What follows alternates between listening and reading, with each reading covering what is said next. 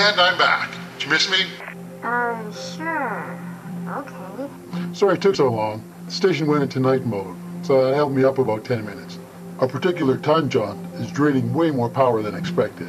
Mr. Underfoot suspects it has everything to do with the transdimensional and parallel dimensional factors we have to deal with. And because of that, he's putting more pressure on us to get this done. Anyway, I think I found everything pertinent that we need for the search. Okay, let's get this finished. What's next? I think I found everything pertinent that we need for the search. Okay, let's get this finished. What's next? Well, that's the cool thing about this interactive program. It's whatever I say in regards to the White Bear files, it'll show it like this. His first entry. Let's see how this thing works. When was this entry made? There's the house that I've been living in for almost a year now. Ah, so that's where I am, eh? The basement of this place. Yeah, typical North American house, with a not-so-typical North American. You know, this was the year that began the end of his marriage and started the cycle of dreams Platz was sending him. Huh, his hair was a lot shorter in the 20th century. Okay, and I've been working in the industry for almost 2 years, as I said, as a editor and a camera guy, working my way up to producer. That was one of the factors Platz considered when sending him back. Just in case he forgot where he came from, he could make a movie, or at the very least, run a camera. Well, now we know why Platz got a hold of this printing. We know how, through the dreams, we know who he is, we know where he is, and we know when he is. Next thing we got to answer is what Platz did through this guy. Well, one of the things was to record a section of North America over a 10-year period. Unfortunately, he ended up alienating a few people along the way. But that was the least of his concerns. After Platz started sending him the dreams, he became even more confused about who he was, where or when he came from.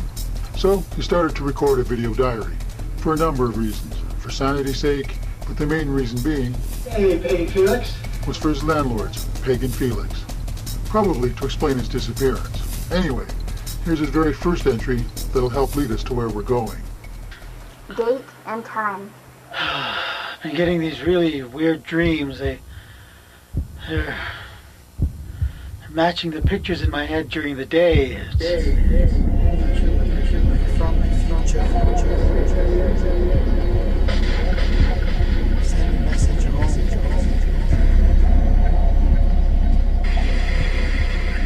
Help restore the past. Record, and restore. Probably just gonna make a movie, get them out of my head, write them down.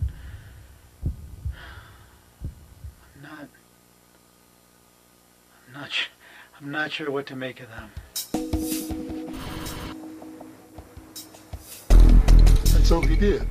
Took several years to get the resources together, but eventually he made a movie about everything that was going on inside his head. This I think he did for a number of reasons. Mainly because he was starting to have some doubts. He wasn't sure if he was really born in the 20th century or he was from the future.